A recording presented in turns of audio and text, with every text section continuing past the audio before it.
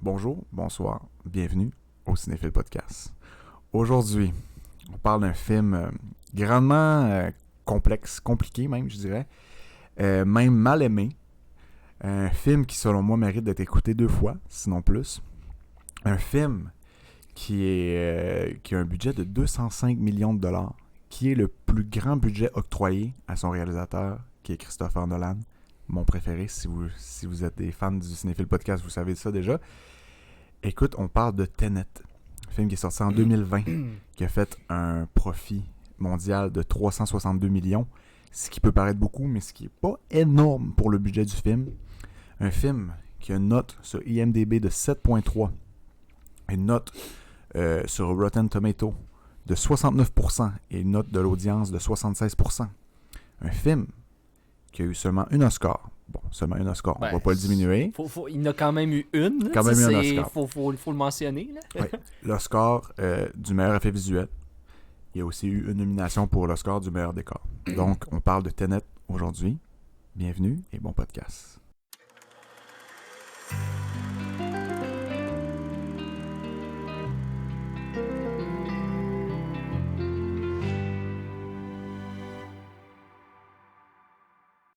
Good. Donc, pour moi, là, Tenet, ce film de Christopher Nolan, là, c'est une masturbation intellectuelle cinématographique de la part de Christopher Nolan.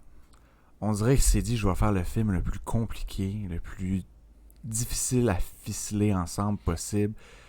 Je veux tourner ça littéralement de tous les bords. Regarde, Tenet, ça se lit d'un bord comme de l'autre. Esti, c'est lourd à écouter, là. C'est divertissant. Faut pas me prendre du mauvais côté là-dessus. C'est fucking divertissant, là. Mais on est loin d'un film de salon du mardi soir. Voilà ce que j'ai à dire sur le film. Je sais pas, toi, t'en penses quoi? Tenet. J'ai parlé dans un précédent podcast que ce genre de film... Ben, je pense en fait, c'est peut-être toi qui l'as dit, là, mais écouter un film de même tard le soir, c'est la pire affaire à faire. Puis moi, comme j'ai été con un peu, j'ai écouté Tenet avant de me coucher. Non, mais qui écoute un... Tu sais, les films d'après-midi, là, c'est une histoire de vacances, là. Dans la vie, là. Tout le monde écoute les films le soir, on s'entend, là. Ben oui, l'après-midi. Ben tu sais, il y a l'après-midi, des films... la fin de semaine, quand il mouille. Ouais. Mais tu sais, ouais, effectivement, la majorité du temps, on l'écoute le soir. Tenet.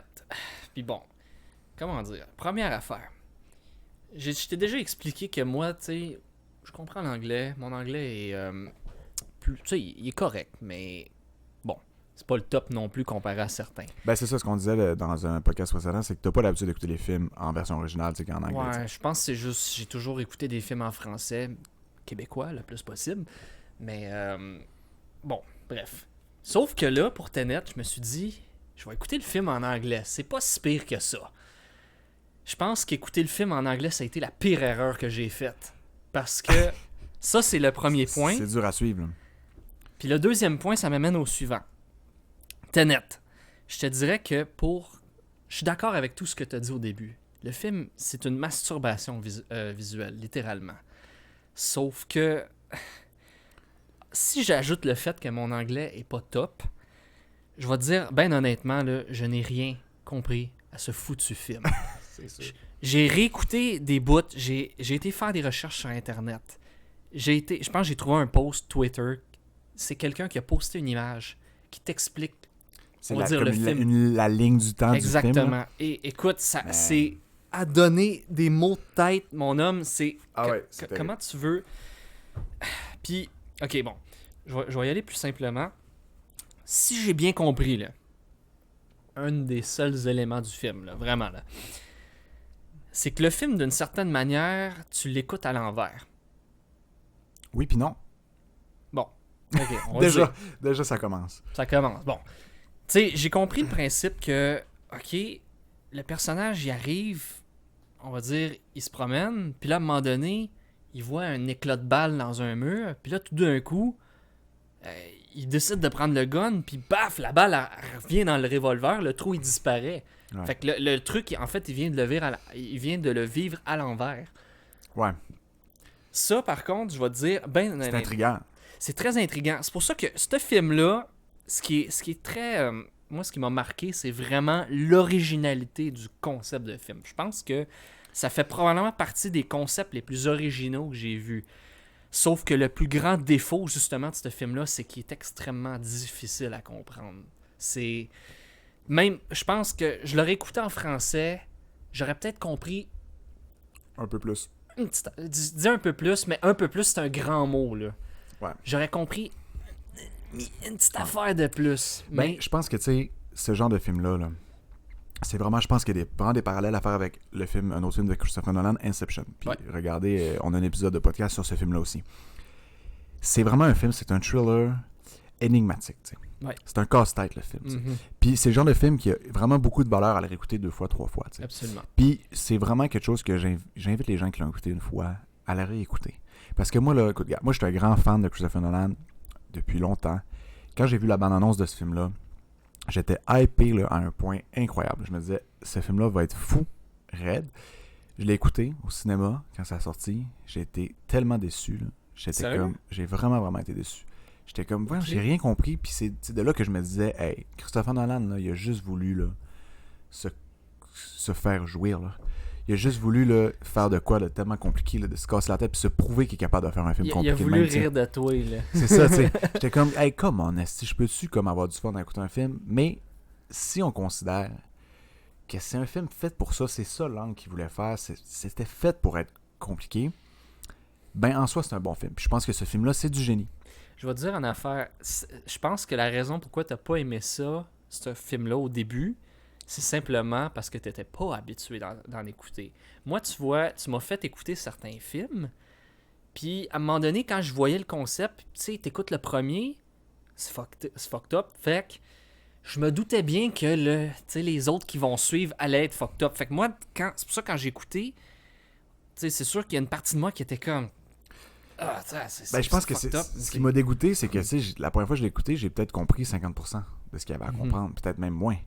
Fait que j'étais comme, peut-être c'est mon orgueil qui a été attaqué un peu, mais j'étais comme... C'est pour ça que... tu sais, j'étais un peu frustré, tu sais, j'étais comme Colin, tu sais. C'est pour ça j'étais allé au cinéma, tu sais, avoir un bon moment, finalement, je ressors de là un peu frustré, parce que si j'ai presque rien compris, tu te sens un peu cave. Quand dans le fond, non, t'es pas capable de pas avoir compris ça. Faudrait vraiment être autiste, ou vraiment là, être tellement deep là-dedans de tout catcher du premier coup. Mais, tu sais, don't get me wrong, tu sais, c'est un bon film, puis j'ai aimé ce film-là. Mais j'ai surtout aimé la deuxième écoute. Pour vrai, j'ai réécouté ça cette semaine, man. Pour vrai, j'ai trippé, là. J'ai fait l'erreur, entre guillemets, de l'écouter le soir, là. Ça m'a primé, mon gars. Je te dis, j'ai pas été capable de dormir pour 1h30 après le film. J'étais au bout de mon siège presque tout le long, man. Puis ça m'amène... Ça, là, c'est le genre... C'est pour ça que j'aime Christopher Nolan, OK? Parce que là, bon, OK, là, j'ai fait un peu la critique, tu sais, que je trouve que c'est quoi le problème de ce film-là. Mais tout le reste, c'est des choses qui vont bien dans le film. Christopher Nolan, là, il a le don là, de faire des scènes le fun à voir. Des scènes le fun à écouter. Des concepts originaux. Ça, dès la première scène, man. La première scène, je sais pas si tu te souviens, c'est quoi? Il y a un orchestre symphonique dans une... Oui, l'attentat, je pense que c'était en Ukraine, en plus. Ouais, c'était en Ukraine. Ça, je m'en rappelle. Ça n'a pas été tourné en Ukraine, mais c'est l'Estonie, si je ne me trompe pas, que ça a été tourné, mais bref. Ils ont tout rénové, justement, ce building-là, parce que c'était une place de théâtre comme ça, abandonnée. Puis ils ont mis fucking du budget pour le rénover pour cette scène-là. Mais bon, c'était pas ça le point.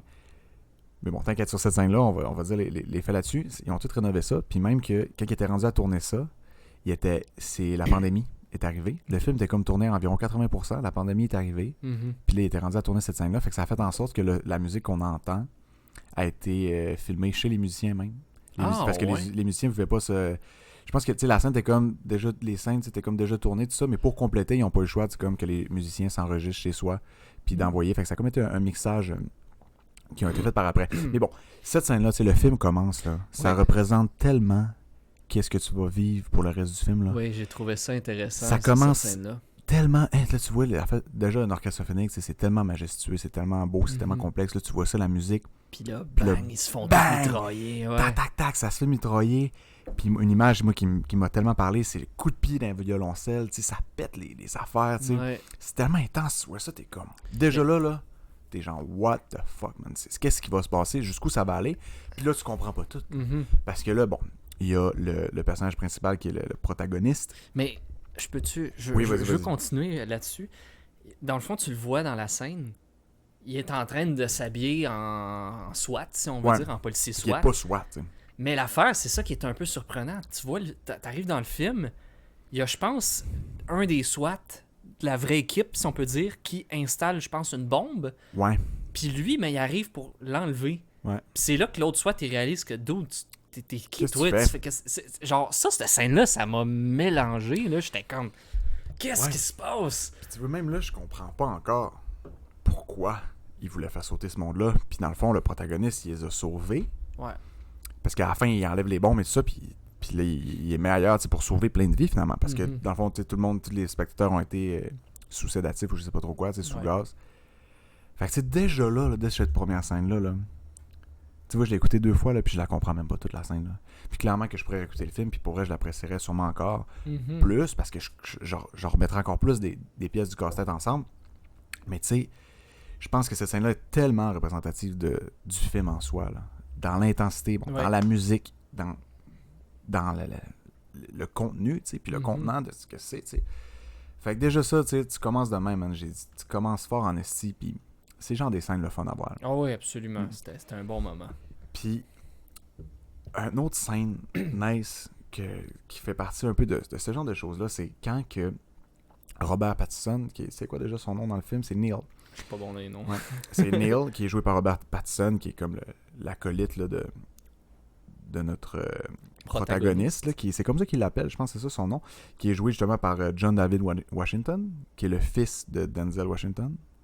Je sais pas, j'imagine que tu connais Denzel Washington. C'est un des plus grands acteurs là, afro-américains, là, honnêtement. Des films comme Training Day. Qu'est-ce qu'il a fait d'autre? Je suis pourri dans les noms. En tout cas, mais je Il a comprends. tellement fait des bons films dans les années 90, puis encore aujourd'hui. Déjà, bon, le casting est terriblement bon. Puis une autre scène que j'aime, c'est justement quand ces deux acolytes-là, Neil puis le protagoniste, ils sont dans le genre de place où ils conservent les tableaux d'art et tout. Oui. La scène où ils créent une genre d'explosion qui fait en sorte que, bon, là, toute l'air est évacué de la pièce, là. C'est le genre de scène, le fun, là. Parce que là, tu vois Neil qui dit à l'employé de la place, qui dit « T'avais dit 10 secondes, hein? Qu'on a 10 secondes avant que les portes se ferment. » Puis là, t'as l'employé qui est comme « Il court. » Puis là, eux autres, tu vois, juste avant la scène, là, ils se mettent à respirer puis ils font des exercices de respiration parce qu'ils savent qu'il faut que ça... C'est le genre de scène, le fun, tu sais. Tu veux, je t'en compte une bonne... Je pense que je vais avancer un point plus vite, là. Je vais vendre un punch tout de suite. Ça a été, je pense, une de mes scènes préférées. Peut-être pas au début, mais après. Oui. Quand on se rend compte qu'en fait, à un moment donné, il y a un combat qui se passe dans un monde inversé, puis en même temps dans un monde linéaire, entre le protagoniste et un policier SWAT, qui justement, je pense, il se fait garrocher dans le hangar à l'envers. En tout cas, ça donne mal à la tête d'essayer d'expliquer cette scène-là. Puis là, finalement, tu te rends compte qu'en réalité, quand tu suis un peu bien l'histoire, ben, le SWAT et le protagoniste, c'est la même personne. C'est fou, fait man. qu'il se bat contre lui-même. Ça, pour vrai, tu sais, comme je t'ai dit plus tôt, j'ai pas vraiment bien compris l'essence de ce film-là. Mais, tu sais, vu que j'ai quand même suivi, là, on s'entend. Puis cette scène-là, justement, plus tard, tu sais, première shot, ils font sauter l'avion dans le hangar. Là, il y a la deuxième shot où est-ce qu'il arrive avec les tableaux, tout. Puis là, il y a le combat. Moi, ma tête a fait comme wow! Tu sais, vraiment, là, tu regardes ça, puis c'est... Ah, c'est nice, ça. C'est vraiment le genre de scène. C'est le genre de petite satisfaction, tu sais, que ton mind est blown, là. Tu sais, t'es comme c'est hot. Puis, justement, cette scène-là, on va en parler, là, de cette scène-là, dans le hangar. Tu sais, c'est hot de les voir. Tu sais, ils respirent, ils se préparent, puis ils crochent. Les affaires sont tellement efficaces, sont tellement focus, ils font les affaires, puis là, ils cassent le crochet dans la serrure. Puis là, tu vois, puis ça, je trouve que ça a été vraiment du bon acting de Robert Pattinson. Genre, fuck, j'ai pété l'affaire. Là, il essaie de reculer pour retourner dans le couloir où il y a l'oxygène, il manque la porte. Lui, il est dans la panique, là, totalement. Mais là, t'as le protagoniste qui est stay focus, qui continue, qui finit par réussir à le faire, puis là, il se remet. Il rentre dans la pièce. C'est tellement satisfaisant. Puis là, bon, il revient à la scène où il se bat avec lui-même, puis que t'as Robert Pattinson. Parce que dans le fond, c'est ça, cette scène-là, il arrive, c'est la première fois qu'on voit une machine qui inverse, un inverter, avec mon bel accent anglo. Inverter, ben ouais, tu l'as bien dit. Ouais, merci. Merci beaucoup. Merci, maintenant. Mais, ouais, puis c'est la première fois qu'on voit une machine comme ça. Fait que là, tu sais, dans le fond, c'est lui qui est inversé à travers la machine, tu sais. Puis c'est ça qui est mêlant, c'est que dans le fond, le film là, se passe, là, au début, on commence le film où on voit le protagoniste, puis lui, il est linéaire. Tout le long du film, on a l'impression qu'il est linéaire. Puis là, à un certain point dans le film, justement, il revire de bord, puis il fait l'inverse du film, oui, tu sais. exact. Fait puis là, c'est là qu'on se rend compte qu'il y a d'autres personnes qui sont inversées aussi, comme Neil. Neil, finalement, il est inversé depuis le début. Ouais. Lui, il est sur son retour, là. Puis là, bon, ça nous amène à la fin du film, le plot twist, mais on va regarder ça pour un peu plus tard. Mais tu sais, fait que c'est hot. Fait que cette scène-là, parce que là, ils se croisent, pour la première fois, sans le savoir, que lui qui est inversé. Puis t'as Neil aussi qui le croise. Après ça, qui court après dans le corridor. Puis là, il enlève son masque, puis il voit que c'est lui. Puis là, il laisse aller. Parce qu'il comprend l'enjeu, puis tu Neil, dans le fond, qu'il le sait depuis le début. Puis là, après ça, il dit, quand il sort de ça, il dit, puis l'autre gars, genre, qu'est-ce que t'as fait avec? Il dit, je m'en suis chargé, genre. Il fait comme, en non-dit, il fait comme dire, comme, quasiment, je l'ai tué, ou, je m'en suis chargé. Puis il fait, OK.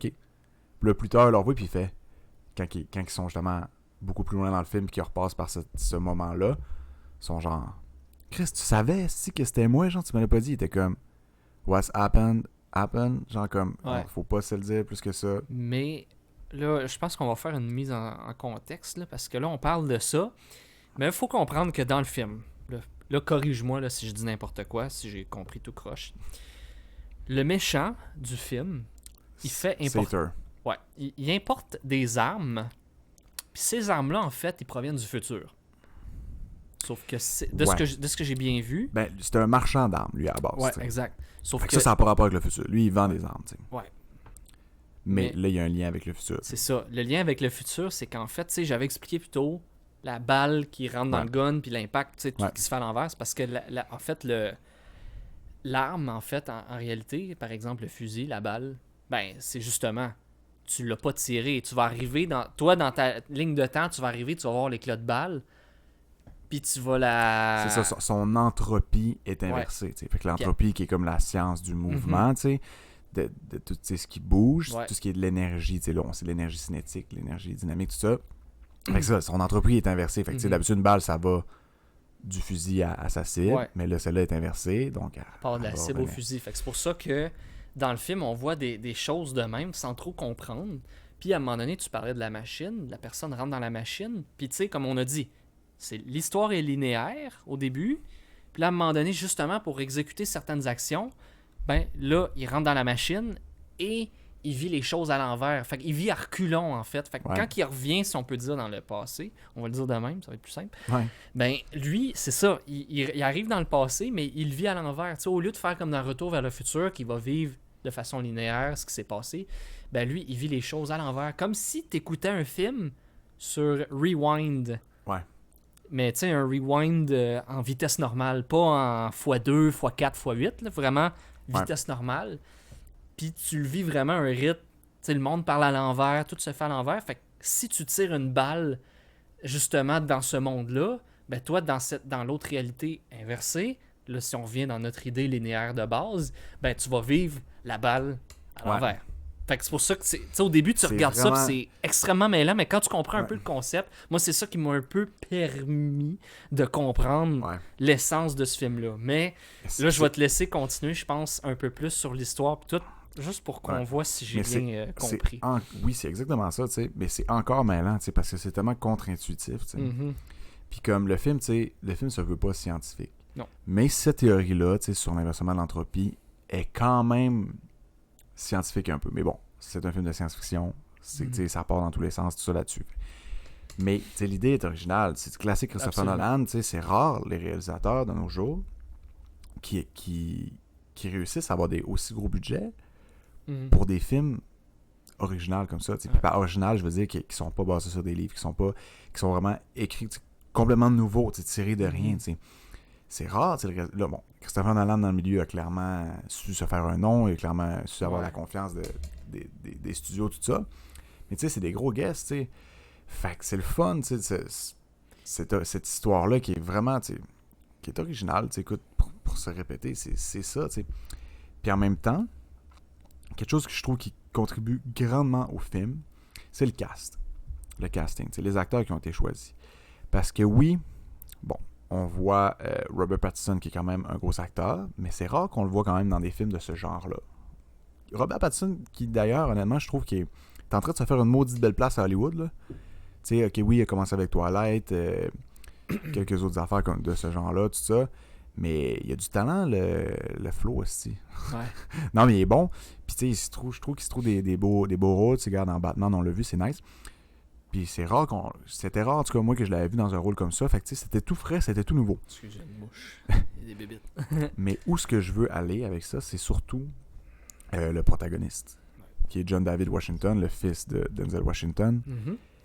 On l'a jamais vu. En fait, c'est son premier gros rôle, tu sais, où il lead un film, tu sais, comme ça, tu sais. Puis ça, je trouve que ça a vraiment contribué au succès du film parce que c'est tout frais, tu sais, il est pas associé à quoi que ce soit, tu sais. Ouais, comme on s'est dit plus tôt, puis dans d'autres podcasts. C'est pas comme, tu sais, Robert Downey Jr., où ce que, tu sais, tu le vois, veut pas, tu sais, on l'a tellement vu en Iron Man, tu sais, qu'il y a déjà ça, tu sais, accroché, tu sais. Lui, il a vraiment bien joué ça, puis c'était le fun de le voir. Puis là, ça m'amène aussi à analyser un peu les dialogues du film. Moi, c'est quelque chose qui m'a marqué, surtout à ma deuxième écoute. C'est tellement, comment je pourrais dire, c'est spécial comment il communique. Puis toi, tu dis, tu l'as vu en anglais, puis tu as eu de la misère à tout comprendre. Moi, je l'écoute en anglais aussi. Mais moi, tous les films, je les écoute en version originale. Puis la façon qu'il parle, là, ce personnage-là, là, c'est tellement efficace. C'est tellement... Il parle souvent en métaphore, en analogie, ou tu sais, il va parler avec quelqu'un, il n'y a pas de small talk, jamais dans ce film-là. Ouais. Toutes là, les talks, il y a des phrases là, qui reviennent un peu tout le temps pour comme se dire qui sont dans le Tenet, le Tenet qui est finalement une organisation dans le futur, qui est la leur, puis qu'on apprend à la fin que c'est le protagoniste qui l'a fondé, puis qui a tout créé ça. Tu vois, ça, c'est un détail qui m'a complètement échappé. Là. Okay. Il faudrait que je le réécoute au moins une deuxième, puis peut-être même une troisième fois. Peut-être ensemble, ça serait le fun. Là. Ouais. Vraiment, parce que là, dans ce cas-ci, les podcasts, on se donne des listes de films, on l'écoute, puis on juge après. Mais je pense que ça serait le fun. T'sais, là, je dis ça personnellement. Ouais. Là, c'est sûr, on est en onde, là, on est en direct, mais je veux dire, là, je te le dis personnellement, ça serait le fun que certains films de même, on les réécoute ensemble, puis vraiment, on se fait, tu sais, vraiment juste pour nous. Ouais, pour le fun. Désolé, la gang. Mais je pense que ça serait privé, parce qu'on parle de films des fois pas enregistrés. Ça arrive. Mais ouais, clairement, puis comme je l'ai dit au début, là, c'est un film qui mérite une deuxième écoute, là, clairement. Absolument. Puis on le réécoutera ensemble ou sinon réécouter de ton bord, man. Je te dis, ça va être une complètement différente expérience. Là. Vraiment, vraiment. Parce que déjà, t'es été introduit à toutes les notions de base. T'as été introduit à la fin. Puis je suis sûr qu'à la fin, t'en as compris peut-être 30% de ce que c'est vraiment. Juste avec ce que tu viens de dire, que tu savais pas que c'était lui qui avait fondé la fin dans le futur. Mais moi, c'est même chose que toi. La première fois que je l'ai écouté, là, j'avais rien catché. Là, j'avais rien compris quasiment. Puis dans le fond, bon, c'est ça. Pour ceux-là qui l'ont écouté juste une fois, sûrement la majorité des gens, c'est ça, dans le fond, le protagoniste, il rentre dans cette mission-là, tu sais, pas contre lui-même, il va vraiment comme de son plein gré, mais en même temps, tout est placé devant lui pour qu'il se rende là. Puis c'est pas un hasard, c'est parce que c'est lui, dans le futur, qui a créé cette organisation-là, puis que finalement, qui a renvoyé aussi des gens, dont Neil, parce que Neil, dans le fond, c'est ça qu'il dit à la fin, tu sais. Il dit, le protagoniste, il dit à Neil, c'est qui t'a engagé, non? Il dit, c'est toi. Dans le futur. Ouais, genre. ça me dit quelque chose. Ouais, quand ils sont sur le bord de partir en hélicoptère puis qu'ils jasent, ouais. Ben il est comme, ah ouais, il dit, toi, tu continue là, ta mission. Comme, pour toi, notre amitié fait que commencer. Pour moi, présentement, c'est la fin d'une longue histoire, tu sais. Parce que, puis là, c'est là qu'on comprend que Neil, il est inversé depuis longtemps. Ouais. Qui a été envoyé par lui-même pour, justement, mettre le protagoniste sur les bonnes pistes. Puis, tu sais, la première fois que Neil puis le protagoniste se rencontrent, il commande pour lui un Coke Diet. Puis il est comme, non, t'aimes ça les Coke Diet? Non, j'aime mieux ça. Non, t'aimes ça les Coke Diet. C'est tellement paradoxal là, quand on y pense. Là. Tu sais, puis c'est ça. Puis ce film-là est fait en fonction. Il y a plein de films là, qui parlent de futur, puis de voyage dans le temps, tout ça. Celui-là, il y a vraiment une approche particulière. Puis il est construit sur une certaine façon où ce que tu fais quand tu vas dans le passé, ça influence pas le futur. C'est contrairement à, mettons, Retour vers le futur, qui dit comme, fais attention à ce que tu fais dans le futur parce que tu pourrais faire en sorte que tu naisses jamais, tu sais. Mais là, c'est plein de paradoxes de voyage dans le temps. Fait qu'eux autres, ces paradoxes-là, tu sais, il vient en sorte que même si tu vas tuer ton grand-père, techniquement, ça annulera pas ce que tu viens de faire. C'est drôle parce que je sais que, tu vois, là je vais perdre des bouts, là, mais il y a eu des références, justement, à propos du paradoxe du grand-père. Ouais. Ça, c'est vraiment une théorie qui existe dans la vraie vie, qui, justement, a été amenée dans ce film-là. Puis je pense qu'en voulant prouver que c'était pas possible, ou peu importe, mais, tu sais, c'est ça, ils ont... Tu sais, c'est là, comme je te dis, là j'y vais de mémoire, mais Ouais. tu serais peut-être meilleur que moi pour m'expliquer plus en détail, mais...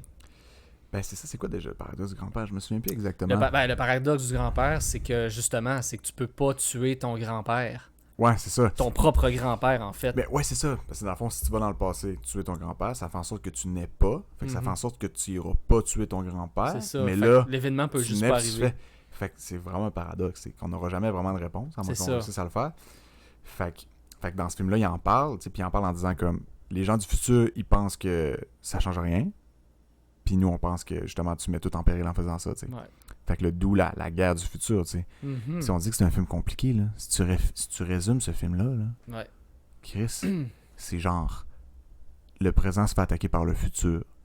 Puis les gens ils peuvent tirer des balles à l'envers. C'est fucking dur à suivre là. Ah ouais, what c'est the sûr, fuck? mais tu sais, ça, c'est des films. C'est des films, comment dire, tu sais, c'est dur à suivre, mais. Tu sais, tu vois, encore là, j'ai trouvé le concept ultra original. Parce que justement, c'est quelque chose qui s'est pas fait. Puis tu sais, c'est pour ça on en a parlé un peu plus tôt. Je me dis, ce film-là, s'il avait été sorti en 2007, en 2000, tu sais, ou de quoi de genre, probablement que ça aurait été un gros flop. Parce que le monde était probablement pas prêt à ce genre de film. Tu sais, je me dis tout le temps, on évolue d'une certaine manière. Tu sais, les films qui se faisaient dans les années 30 font, tu sais, tu devais faire les choses d'une façon pour que ça marche. Dans les années 50, c'était autre chose. Dans les années 90 aussi. Ouais. Puis là, ben, à cette heure, tu sais, le monde évolue, le monde a plus de maturité. Le monde, tu sais, je pense d'une certaine manière que l'intelligence augmente avec les décennies. Fait que ça fait en sorte que les gens sont un petit peu plus prêts ou mieux réceptifs à certaines œuvres, comme Tenet, justement. Tu sais, Tenet, je pense, il est sorti en 2020, si je me trompe pas. Ben, ce film-là, je pense qu'il est sorti dans un bon timing. Il serait sorti un peu plus tard, on va dire dans 10 ans. Je pense que là...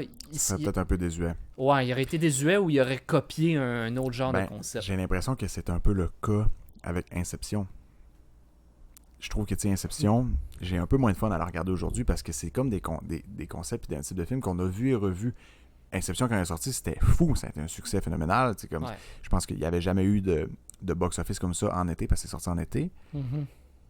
Mais comme, fait que c'était super nice. Mais là, tu sais, plus avancé, on en a eu plein d'autres un peu, tu sais, des films de type mind-blowing comme ça. Fait que, tu sais, j'ai l'impression que je sais pas à quel point ça va bien vieillir, ce film-là, tu sais. Ben, moi, je pense qu'il vieillit... Je serais prêt à dire qu'il vieillirait bien. Surtout parce que c'est dans les premiers de ce genre de film. Tu sais, je me dis que Tenet, c'était le début d'une catégorie de films qui va probablement sortir dans le futur, puis probablement que dans les prochaines années, tu vas voir d'autres œuvres qui vont être dans le même genre, puis Tenet va juste avoir été comme l'élément déclencheur de tout ça. Tu sais, c'est comme une catégorie de films d'horreur, science-fiction, tu sais, il y en a tout un qui commence, puis à un moment donné, on suit le concept, puis là, ben, t'as tout le temps quelqu'un qui va faire la parodie, t'as tout le temps quelqu'un qui va faire un film qui ressemble à Tenet, Ouais. mais Mais en même temps, tu sais, je trouve que Tenet, c'est limité. Son succès est limité, son potentiel est limité aussi parce que c'est pas un film grand public. Non, absolument pas. Tu sais, je trouve que Inception, pour le comparer, c'était plus grand public un peu, c'était mieux. Plus simple un peu à suivre. Ouais, un peu plus simple. J'ai l'impression que ça avait été un peu plus pensé, tu sais, pour l'auditeur, tu sais, pour bien l'amener, bien intégrer, qu'il soit pas trop mêlant, puis que, tu sais, c'était pas fait pour que ça soit écouté, tu sais, 3-4 fois. J'ai l'impression que Tenet, là, ils ont fait de leur mieux, mais c'est tel, tu sais, j'ai l'impression que se sont dit fuck off, les gens vont falloir qu'ils l'écoutent 2 fois ou 3 minimum pour comprendre. Fait que ça, je trouve que c'est ça qui fait que c'est un peu moins grand public. C'est un peu dommage, tu sais, parce que c'est pas tout le monde qui veut écouter un film 2 fois. Je dis pas écoute, je serais pas d'accord avec toi parce que Ok. justement, tu m'as dit plus tôt, ce film-là, c'est un casse-tête. Puis là, je t'ai parlé par après que ça, c'est probablement un des premiers de cette catégorie de films. Fait que je me dis, à un certain point, on vient amener un nouveau concept de film où est-ce que on amène les gens à justement faire le casse-tête. Parce que les films, en général, ils sont conçus pour que tu l'écoutes, que tu comprennes, puis que, tu sais, tout s'imbrique tout seul. Tu sais, un peu comme si on te prenait pour un con, là, d'une certaine manière. Mais Tenet, justement, ça te pousse, comme tu dis, à le réécouter, mais justement, tu sais, quand tu fais un casse-tête dans la vraie vie, là, tu sais, t'as 500 pièces, t'as 1000 pièces. le casse-tête, même si tu l'arrêtes, tu sais, je veux dire, tu le fais, puis à un moment donné, il faut que tu le fasses. Tu as Ouais. des pièces, il faut que tu les imbriques toi-même pour qu'en bout de ligne, Ouais. tu aies le résultat. Puis, C'est vrai qu'en soi, c'est un beau genre. Puis tu sais, comme, je suis d'accord avec le fait que, tu sais, gars, le cinéma, c'est le 7e art. Tu sais, c'est vraiment... Tu veux faire... Je pense que l'art en soi, c'est de faire vivre une expérience à quelqu'un, tu sais. c'est ça. L'art prend tout son sens dans les yeux de celui qui regarde, tu sais. Fait qu'en soi, le fait que Tenet soit une expérience spéciale, soit une expérience un peu jamais vue. Moi, personnellement, j'avais jamais vécu quelque chose d'autant intense en termes de casse-tête cinématographique. En soi, pour ça, c'est un succès. Ça a poussé cet art-là à un autre niveau. Puis je suis curieux, écoute, ceux qui écoutent là, présentement, si vous avez des films de ce genre-là, là, mettez-les en commentaire pour qu'on puisse comparer, pour qu'on puisse regarder si des choses se sont faites. Moi, les seuls films que je pense dans l'instant qui sont de ce genre-là, c'est des films de Christopher Nolan. Je pense que c'est vraiment son style. Inception, qu'on en a parlé, allez voir l'épisode qu'on a tourné là-dessus. Puis Memento, qui est un des premiers films de Christopher Nolan aussi, où le film est littéralement tourné à l'envers, tu sais. Fait tu sais, dans ce sens-là, je trouve que le film a fait un travail intéressant pour l'art du cinéma en soi. Ben oui. C'est vrai. Fait que je suis d'accord avec toi, dans le fond. Tu m'as convaincu.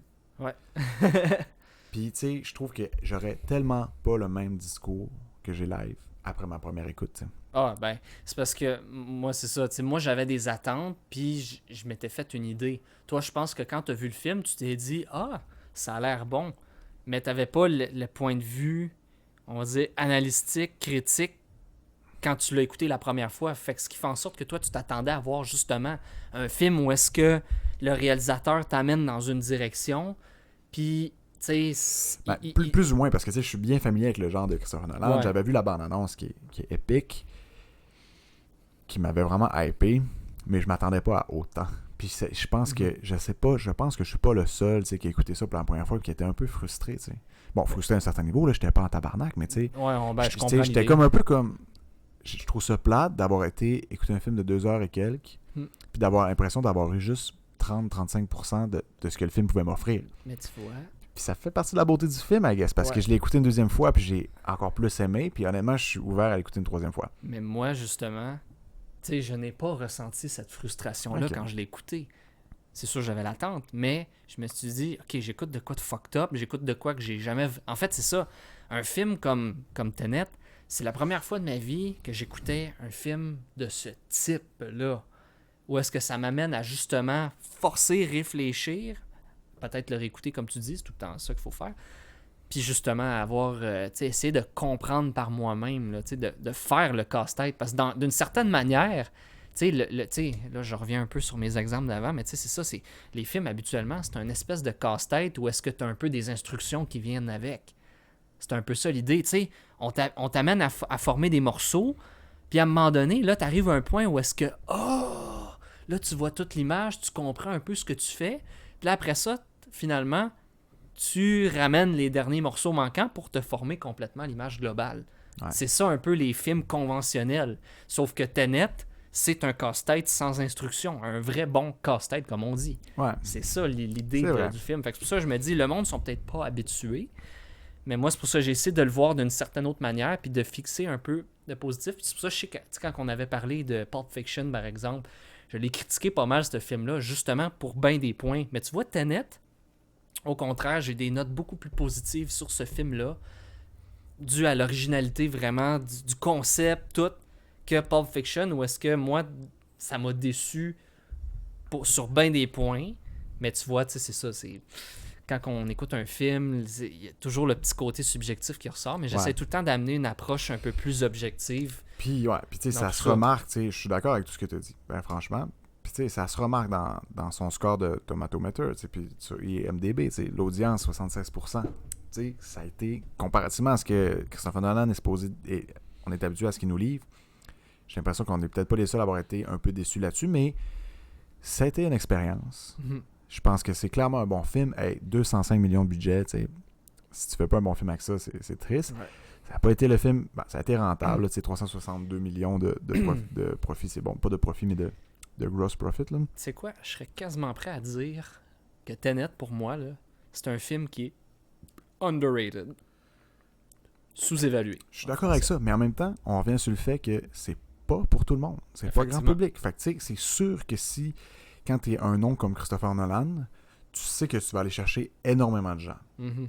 Puis j'ai l'impression que, sur la quantité de gens qui étaient capables d'aller chercher, ça n'a pas plu à tout le monde, puis c'est normal. Moi, honnêtement, je suis clairement le personnage cible de ces films-là. Ouais. Pour vrai, j'aime ça, tu sais, me casser un peu la tête dans les films. Je suis un cinéphile. Mhm. J'ai même un podcast qui s'appelle Cinéphile Podcast, je sais pas si vous savez. Je pense que tu t'appelles Phil aussi. Ça Oui, se je peut-tu? suis un gros fan de jeux de mots aussi. J'aime bien ça. Mais ouais. Fait que non, je pense que, effectivement, gars, c'est ce genre de film-là. Mhm. Je pense qu'il faut s'attendre à ça en l'écoutant.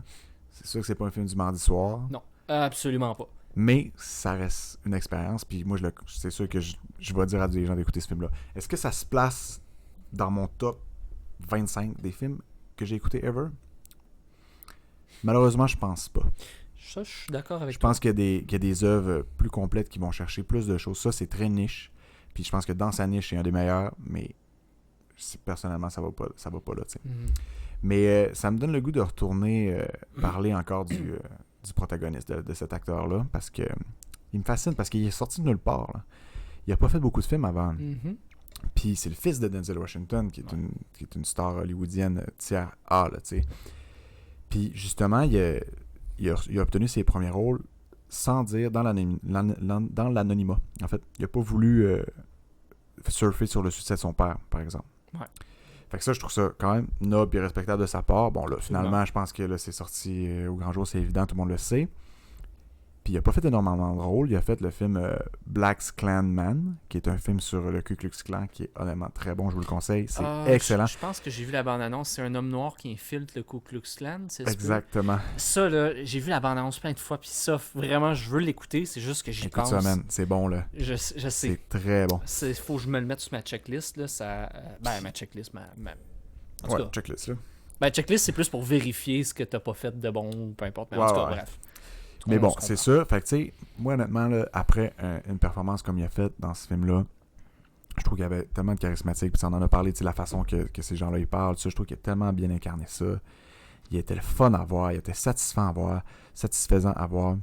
J'ai tellement hâte de le revoir dans d'autres films. J'ai hâte quel autre projet il va réussir à mettre à terme. Puis je pense que c'est comme ça qu'on va voir à quel point il est bon comme acteur. Je le connais pas beaucoup, mais es-tu jeune?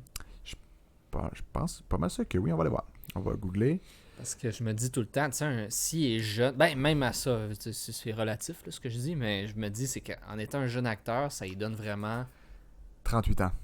C'est quand même jeune. Bon, on peut Quand dire même jeune. jeune. Ah Tu sais, ouais. il y a quand il a même une. l'occasion d'avoir une longue carrière devant lui encore. Ouais, ben c'est ça, tu sais, ça serait juste d'y donner sa chance, mais ouais. Puis tu savais-tu que à travers ce film-là, les acteurs ont dû apprendre à parler à l'envers.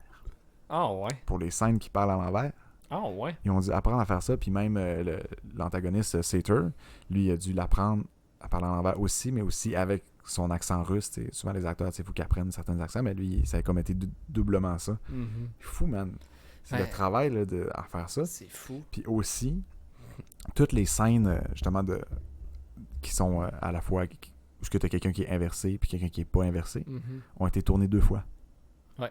Une fois où tout le monde avait comme ce que c'était comme pas inversé, puis une fois c'était inversé. Ah ouais, c'est fou. Ben moi, ce que je pense que j'ai trouvé original dans ce film-là, c'est que je pense que c'est dans ça justement que les effets visuels sont extrêmement simples. Ouais. Je pense qu'il n'y a même pas de CGI ou d'effets comme. Il n'y a eu aucune utilisation d'écran vert, C'est ça. puis il y a eu 280 shots avec effet visuel, ce qui est très bas. Christopher Nolan est reconnu pour pas en faire beaucoup. En moyenne, dans ses films, il en fait comme 400, 500. T'sais, mettons, Inception, c'était autour de ça, puis en moyenne, c'est ça. Mhm. Il y a des films que c'est énormément plus, on pense à Ben Marvel oui. ou quoi que ce soit. Fait que même pour Christopher Nolan, c'est bas, mais pour Hollywood, c'est excessivement Mhm. bas. Puis peut-être que tu le savais, mais tu sais, c'est ça la force de Nolan. Il a pas tendance à vouloir faire du CGI beaucoup. Ben, Puis, c'est correct. mettons la scène du hangar. Je sais pas si tu as su. Ouais. Ben, tu sais qu'on en parlait tantôt, parce qu'il crache un avion, Ouais, un 747 dans l'affaire. Ils l'ont fait pour vrai. Avec un vrai 747. Ah ouais, ça c'est. Ben, je le savais pas exactement, mais je me dis, Ouais, ils l'ont fait pour vrai. c'est fou, là. Puis dans le fond, ça a surtout été... souvent, Nolan est reconnu pour sa méthode là, de faire ces choses-là. Il l'a fait beaucoup dans les films de Batman. Il va faire des maquettes. Fait qu'il va faire des miniatures. Par exemple, Batman, tu sais, il va faire la Batmobile, puis des tunnels, puis les arts. Parce que des fois, il y a des tunnels, puis des ponts qui explosent, tout ça. Ben, il va faire en miniature, ça dit qu'il va le faire un tiers de la grosseur, tu sais. Ouais. Fait que souvent, il fait ça, puis il fait sauter les affaires pour vrai, puis tout ça. Fait que, tu sais, ça fait l'effet réaliste, puis ça réduit énormément les coûts, tu sais, autant dans l'espace, puis dans les matériaux que tu as besoin. Ah oui, faire des maquettes, c'est un classique en cinéma. Fait que là, pour le crash d'avion, il pensait, tu sais, comme faire ça, parce que c'est comme d'habitude. Mais ils ont trouvé finalement une place où il y avait comme plein de vieilles avions qui servaient plus à rien, tu sais, désuètes. Fait que là, ils se sont dit, dans le fond, ça va être juste beaucoup simple d'acheter une vraie, puis celle-là, tu sais, une désuète, puis le faire. Quand tu as les moyens d'acheter, on va dire, un Boeing 747, puis de le faire exploser, là, vraiment, là. Ben, ça justifie le budget de 205 millions, là. Ah, c'est fou, là, mais tu sais, en fait, en soi, ça l'a apporté beaucoup au film, puis je me dis aussi... Tu sais, ce qui m'a impressionné, c'est que le plus gros effet spécial, je pense, du film, ça a été le fait qu'il a reverse des scènes. Il a mis à l'envers. Il est allé au montage, il a mis la scène en normal, puis il l'a juste inversé. Ah ouais. C'est tout, là. De ce que j'ai compris, là, de ce que j'ai vu, tu sais, j'ai fait quelques recherches aussi sur Internet, mais de ce que j'en comprends, c'est ça. Puis sinon, tu sais, pour le reste, comme tu dis, là, il a fait sauter un avion, il a fait certaines autres affaires, d'autres cascades. Mais je veux dire, normalement, dans les films, dans beaucoup de films aujourd'hui, le CGI, c'est justement ce qui dépanne le plus. C'est hot. Mais non, pour vrai, ce film-là, c'est pour ça que je trouve que... C'est pour ça que moi, j'ai vraiment... Honnêtement, j'ai pas une critique vraiment... En fait, je pense que j'ai une critique très positive de ce film-là, même si je n'ai pratiquement rien compris de ce que j'ai regardé. C'était vraiment un film qui te met sur le bout de ton siège. Là. C'est ça, exact. Vraiment. Puis tu sais, même que, tu sais, dans le terme de... Le film a été fait vraiment dans les secrets, là, juste avant que les promotions commencent, là, c'était vraiment... personne ne savait rien. Ouais. Puis même les acteurs, il y avait du temps déterminé pour lire les scripts et tout. Ils ne pouvaient pas partir à la Marvel. Là. Robert Pattinson, là, ça fait dans les scripts, c'est comme tu lis ça dans une pièce, pas de fenêtre, pas de téléphone, pas rien. Après ça, Michael Caine, qui est un des acteurs qui revient le plus dans les films de Christopher Nolan, là, qui est le vieux cheveux blancs, qui jouait Alfred là, dans Batman. Lui, il y avait juste les scènes où ce que lui joue. Il joue pas énormément dans le film, il y avait juste ça, puis il dit honnêtement, le film, j'avais aucune idée c'était sur quoi, puis c'était quoi, tu sais. Ben, ça amène un aspect intéressant, mais aussi c'est ça empêche les acteurs des fois de dévoiler par erreur ou tu veux vraiment garder la surprise. Ouais. Ça, c'est correct. Moi, je trouve que c'est bien. Puis aussi, tu sais, par rapport à la collaboration, tu sais, Christopher Nolan, il travaille pratiquement tout le temps avec Hans Zimmer, qui est selon moi un des meilleurs... le compositeur musical. Exactement. Puis c'était la première fois depuis le film Prestige de Christopher Nolan, qui est sorti il y a quand même longtemps, que Zimmer n'était pas sur le film de Nolan. Puis dans le fond, il a pas pu le faire, il a refusé de le faire parce que c'était pendant que Zimmer travaillait sur le film Dune. Ouais. Puis c'était pour lui un rêve là, de travailler sur ce film-là. Fait qu'il a dû le refuser. Puis ça a été Ludwig Göransson. Oui, Ludwig Göransson. Ouais, il a fait... moi, je sais de qui tu parles un peu. 2 ans avant, en 2018, il avait gagné un Oscar pour la bande sonore de Black Panther. Qui est vraiment je pense qu'il est vraiment un compositeur à surveiller. Là. Ouais, il a fait un court-métrage de Pixar aussi, si je me trompe pas. Ah, ça se peut. C'est Inner Working, je pense. Inner Working? Ah, je connais pas ça. Non, Pixar, c'est pas vrai. C'est un court-métrage de Disney, en fait. C'est pas Pixar, c'est Disney. Parce que Disney se sont rendus qu'ils font un peu comme Pixar. Ok, ouais. Inner Working, mais il me semble que c'est lui qui faisait ça, si je me trompe pas. Tu peux vérifier, on a le temps.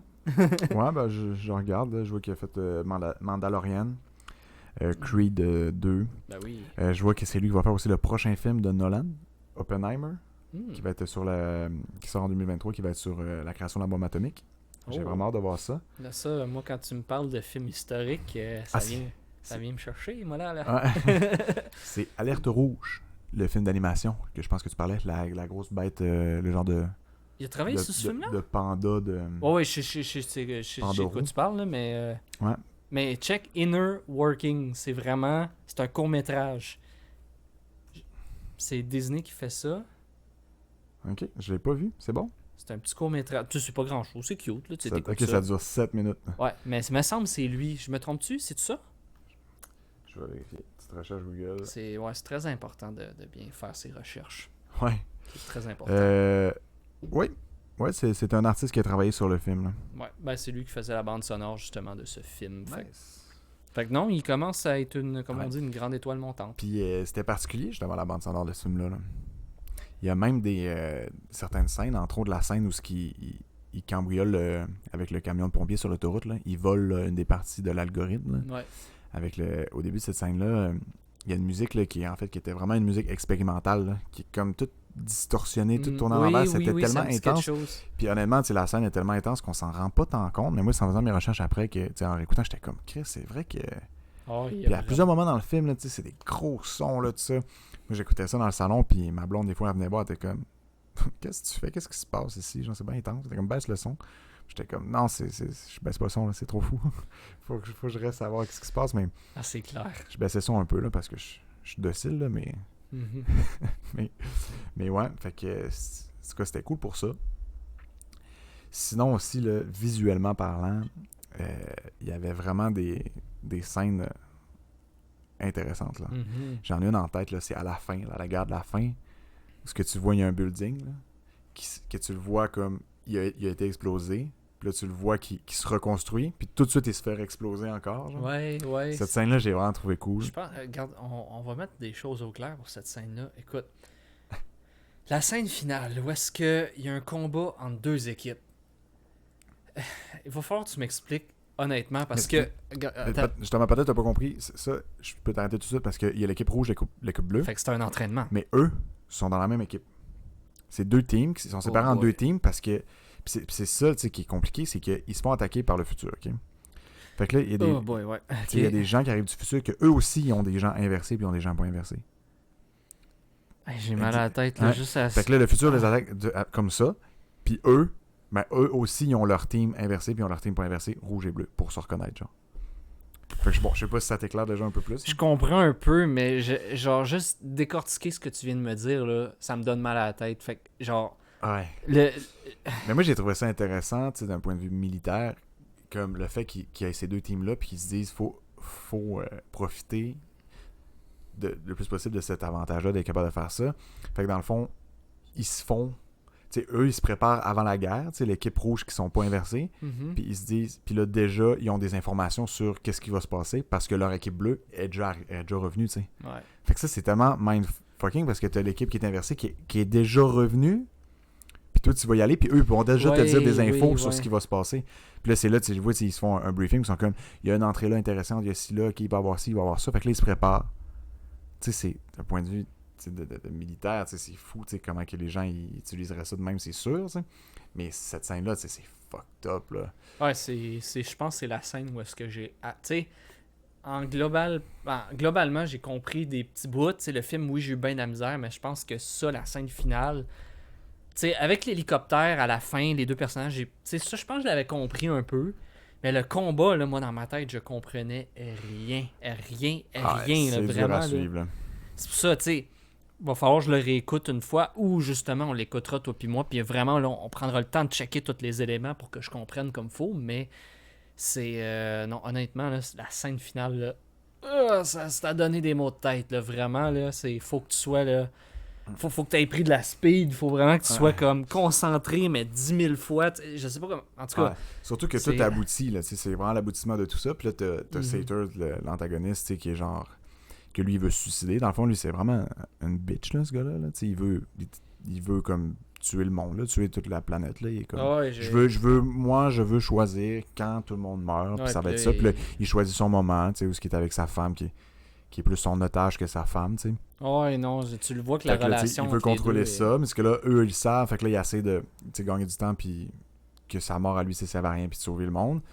Fait que là, c'est comme full compliqué, mais moi ce que j'aime de cette scène là c'est l'acteur, le militaire là. Le chef militaire, il s'appelle Yves ou Yves, là, je sais pas comment il prononce là, mais lui à la fin, la scène finale où les trois se séparent chacun de bord là, c'est un des trois, t'as Neil, t'as le protagoniste, puis t'as lui, Yves, puis lui je l'aime là, son rôle là, on le voit pas beaucoup là, mais genre toutes les fois qu'on le voit là, il est tellement...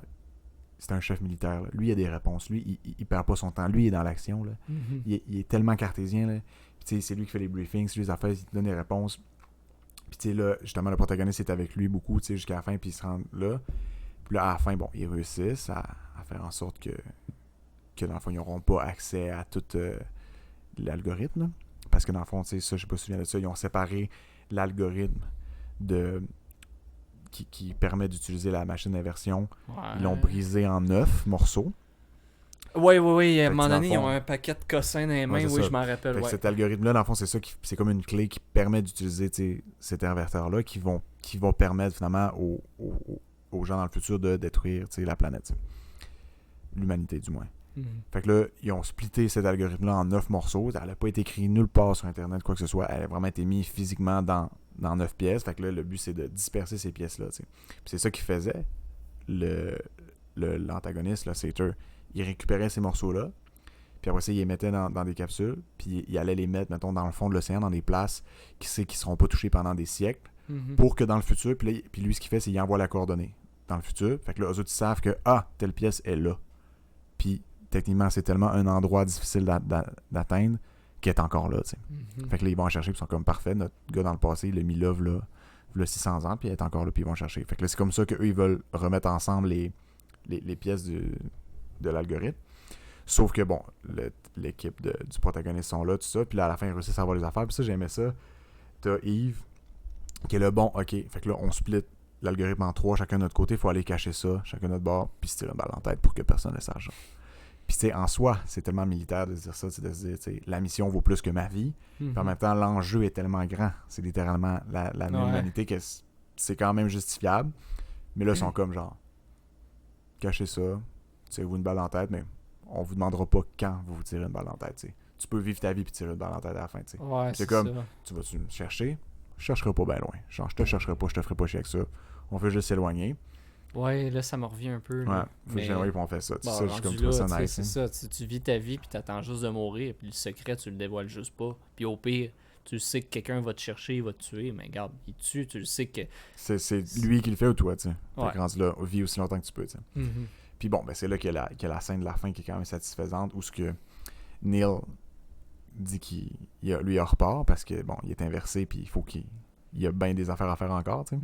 Puis pour lui, c'est comme il arrive à la fin, ben c'est la fin de son amitié avec le protagoniste parce que c'est là qu'il se quitte pour vrai parce que lui il s'en va de son bord puis là lui il s'en va vers le futur puis lui il s'en va vers le passé. Fait que là, il se quitte pour vrai puis là c'est là qu'il dit à Neil, Neil dit au protagoniste comme c'est toi qui m'as recruté.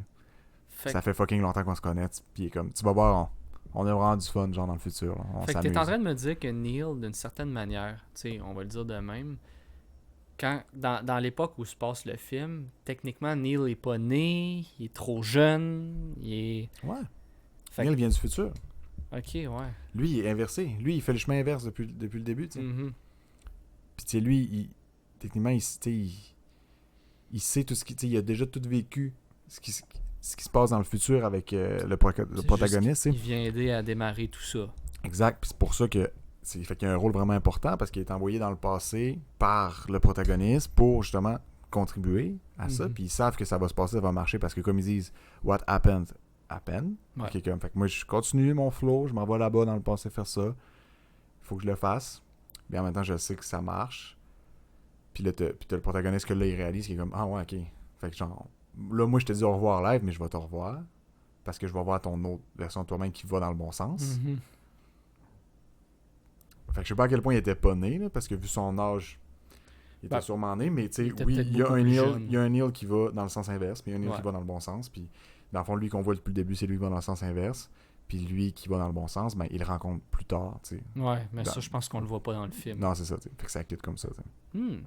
Ah, ça, c'est un peu nice intéressant. Pareil, ouais, non, c'est bon. Ben, tu vois, c'est ça. C'est pour ça qu'il va falloir que je le réécoute.